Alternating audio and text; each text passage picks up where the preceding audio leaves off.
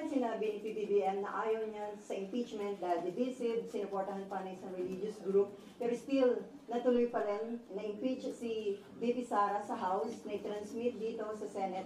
Indication ba yon na hindi nagpa-influensya ang House of Representatives? Siguro mas sila yung dapat kong tanongin yan, hindi ako. Basta ang Senado, gagampanan namin ang tungkulin namin ng tatagalugin ko ng may malamig na neutralidad ng isang hukom na walang kinikilingan. We will perform our duty and function with the cold neutrality of an impartial judge. And without fear nor favor, we will rule over things as we see fit and based on what is right and what the law provides. Since it is a political process, can we expect na lahat po ng mga senador na tatayong impeachment judge ay magiging fair and impartial? Considering na iba, kaalyado ni BP Sara. It is a political process, pero para sa akin, ito'y masasaksihan ng ating mga kababayan, tutunghayan ng ating mga kababayan. At malaki ang papel na gagampanan ng public opinion naman talaga dito. At yan ang tinatawag na political process siguro. Pero maging ganun pa man, siguro sabay-sabay tayo, impeachment judgment or mga kababayan natin na manonood sa pagdinig. At base sa ating mapapakinggan, makikita, hindi maririnig o hindi makikita, tayo mismo ay gagawa ng sarili nating pasya. At dahil political process nga ito at mga politiko ang tatayong umuupo bilang hukom, sinong politiko ang kilala mo na sumusuwag ika nga sa public opinion, lalo na sa panahon ng halalan. So, inimbento talaga itong sistemang ito na nagsulat ng ating saligang batas para ganito naman talaga. Hindi para maging sobrang hiwalay, ika nga, sa opinion ng publiko kaugnay sa bagay nito dahil politiko din naman ang hinuhusgahan. From Myla muna, although pala nabanggit niyo na, kung sir, kung after election magko-convene yung impeachment court, tapos limited na yung time ninyo, carry over yun kung bago na yung composition ng mga senador at kongresista sa 20th Congress? Iyon ang aking paniniwala. Bakit? Ang Amerika kung saan natin kinopya yung ating sistema ng demokrasya at Republican government. Yung kanilang Senado, sa pagkakaalam ko, 1/3 lamang ang hinahalal at any one time. May naiiwang 2/3 pa rin. Kaya pwede mong sabihin, continuing body talaga yung Senado. Ang Senado ng Pilipinas, 12. So, walang majority, walang quorum ang maiiwan. Subalit, ilang bagay ang nais kong sabihin kaugnay nito. Tingnan nyo na lamang ang mga collegial courts dahil ito hindi function ng legislature. Hindi ito typical na bill sa aking pananaw na pagtapos ng Kongreso, i-file mo ulit. Pag hindi na-aprobahan, kailangan aprobahan ulit ng magkabilang kamara. Kahit na-aprobahan sa kamara, dito hindi, simula ulit sa simula. Halos lahat naman siguro sang-ayon. Ito ay impeachment court. Hiwalay sa function ng legislatura. Pero siyempre, kikilalanin ang pagtatapos ng termino ng mga miyembro nito. So ano ang pwede natin ihalin tulad dito? Ang mga collegial courts. Ano-ano ang collegial courts? Ang Sandigan Bayan, Court of Appeals, Supreme Court. Isama mo na yung Constitutional Commission, kabilang na Civil Service, ang COMELEC. Tanong, kapag kami nakabinbin bang kaso sa mga ito at nagpalit sa tagal ng kaso sa mga korteng yan, ang mga maestrado ng Korte Suprema, maestrado ng Court of Appeals ng Sandigan Bayan, dahil ito ay mga courts of record naman, dinidismiss ba yung kaso o nagpapatuloy lamang? Hindi ba ang sagot ay nagpapatuloy lamang ito? Patuloy lamang yung mga kaso maski nagpapalit ang bumubuo ng collegial court na yon, tulad lamang ng impeachment court. Lalo na court of record din ang impeachment court, kung saan magpalit man, mag-absent man, hindi man mapakinggan ng personal ng impeachment judge, pwede pa rin siya gumawad ng desisyon base sa record na tinanggap ng ebidensya ng impeachment court. Sir, may patanong lang si Mimpa. Paano kung magpatawag? Asan ba sila? Nasa press officer. Paano daw kung magpatawag ng special session si PBBM? Pwede niya na action na yung impeachment? Oo, pwedeng mangyari yon, pero ang pagpapatawag ng special session sa aking pagkakaalam ay hindi para mag-convene ng impeachment court. Sa aking pagkakaalam, ang pagtatawag ng special session ay para sa mahalagang bagay at panukalang batas na kailangan ipasa ayon sa ating saligang batas. Hindi ito isa o saklaw marahil ng provision yun, kaugnay ng special session. Pero haharapin namin yun pag nandiyan na. Siyempre, pag nagpatawag ng special session, sang-ayon man kami o hindi, siyempre, alam naman hindi kami mag-attend. Okay, Mav and then RG. Sir, some senators. Sir, meron pong mga re-electionist senators na nag-reason ng concerns na hindi nga raw sila makakampanya kapag araw po nagkaroon ng hearing during the break. Was that part of the consideration? No. Again, we did not talk about that. Nobody discussed that with me, that particular concern. Again, because no caucus was held about it for the simple reason that I don't want to presume that things will happen before it happens. Mukha naman kami masyadong excited, di ba, na, oh, ayun na, bukas, nandiyan na, di ka, meeting tayo. No, we did not do that. We had a lot of work to do trying to rush pieces of legislation that I'm sure you don't want to ask about anymore and will not talk about, even the impeachment, na mahalaga din naman, napakabuluhan, at may malaking impact sa ating ekonomiya at bansa. Okay, RG. At follow up lang dun sa kay Senator Bato. So, may Si basis, Senator Bato ba? Some senators lang sa akin. Hindi, sir, marami sila. pero isa si Senator Bato na parang concern niya, parang talo sila o lugi kasi hindi sila makakapag-ikot habang ibang senatorial candidates makakapag-ikot. Actually, again, May basis yung not concern. necessary. Tanda mo, maraming senador ang maraming kongresista ang sumikat sa impeachment at naging senador. Maraming mga senador na nagre-elect din base sa impeachment. So, depende. Dahil nakatutok ang lahat ng buong sambayanan doon, ayaw mo nun, di ka na mag-iikot.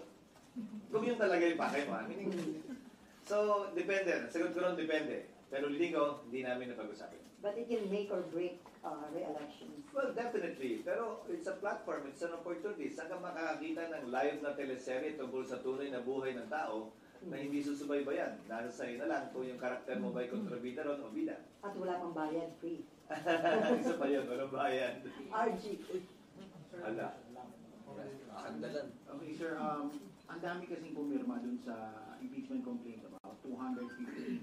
Do you think that is reflective of the support for the leadership of the House? Hindi ko maintindihan kung saan nanggaling yung press release na yon ng Speaker.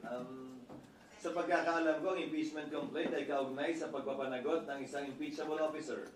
At walang kinalaman sa pagsuporta sa liderato ng Kamara. Iahalin tulad ko na lang siguro dito. Na ma-convict o ma-acquit ba sa dami o liit ng boto, magre-reflect ba yun sa suporta sa akin ng mga mambabatas dito sa Senado? Sana. Hanggang maaari, huwag nating iugnay masyado sa politika o pangampi ang proseso nito dahil naihain na nga, ayoko nang bigyan ng kulay politika ito. Magkabilang kulay man, green man o red, o yellow o ano man. Sir, ang isa bang senatorial candidate can act as a defense lawyer? Candidate, what do you mean? Kasi may isang senatorial candidate, di ba? Parang may state attorney Vic. Sino? Attorney Vic Rodriguez. Nag-volunteer na agad siya? Oo. Kailangan mo na siyang tanggapin ng kliyente bago siya makapag-volunteer. Parang, ang pag-volunteer ng abogado sa kaso, ang tawag, alam ko tawag dyan ay ambulance chasing. Hindi yata tama yun. Marapat ang kliyente, ang akusado, ang ini-impeach, ang mag-anunsyo ng kanyang mga abogado. At hindi para i-volunteer yung serbisyo ng abogado. Yan ay nasa ethics ng mga abogado. Okay, RG. Sir, I think in the past it was reported that the former president would like to be a defense counsel for the vice president. Actually, that would be expected. Sinabi na niya yan, abogado siya, abogado rin. Si Vice President Sara Duterte, abogado rin yung kanyang asawa. Hindi ko na ikakagulat yan kung mangyayari man. There's no legal impediment to that. There is none. So sa'yo ko In consider... fact, even the Vice President herself can represent herself in addition to other lawyers. So sa'yo ko consider niyo sa pag-draft ng rules kung papayagan ng isang senatorial candidate na maging defense By lawyer? that time, tapos na ang halaman. Oo. Hindi na siya kandidato, abogado na lamang. Okay, Amor. So, SP to clarify po, yun pong pagsasagawa or pag-amend ng rules for the the impeachment trial, hindi din siya gagawin during the recess or it's something na pwedeng gawin during the break? Ngayon na namin gagawin lahat ng pag-aaral, lahat ng panukala, pero kailangan yan aprubahan ng plenaryo sa sesyon ng Senado. So, drafting, sir. Yes. Pero mahabang proseso din yun dahil maraming kailangan i-update sa rules. Kung maalala nyo, mula nung aktual na nakatapos ng impeachment ng Senado sa impeachment ni dating Chief Justice Corona, hindi pa na-update yung rules. At maraming butas yung rules na yon na hindi rin in-update matapos yung karanasan ng Senado noon. Dagdag mo pa dyan yung mga pagbabago sa rules na inilabas ng Korte Suprema para mas mapabilis, mas maging efficient yung trial, ika nga. But I will state one thing for the record and as a matter of policy. Hindi namin ito mamadaliin. Pero hindi rin naman namin ito labis na iaantala. Hindi kami magpapapressure kanina man na bilisan ito o i-delay ito. Gagawin namin yung trabaho namin ayon sa saligang batas bilang pagsunod sa tinatalaga nito at rules mismo ng Senado. Bagaman wala pong updated rules ng Senado, meron pa ring rules na nananaig ngayon. Yan yung existing rules pa namin.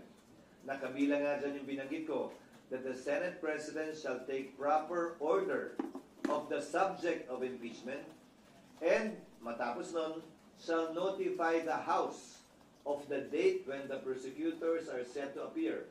Pero bago lahat mangyari yung tinatawag yung trial, kailangan muna mag-acquire ng jurisdiction ng Senado. Sa ngayon na tinanggap na ng Senado yan, hindi na may kakailang nasa Senado na yan at impeached na si Vice President Sara Duterte.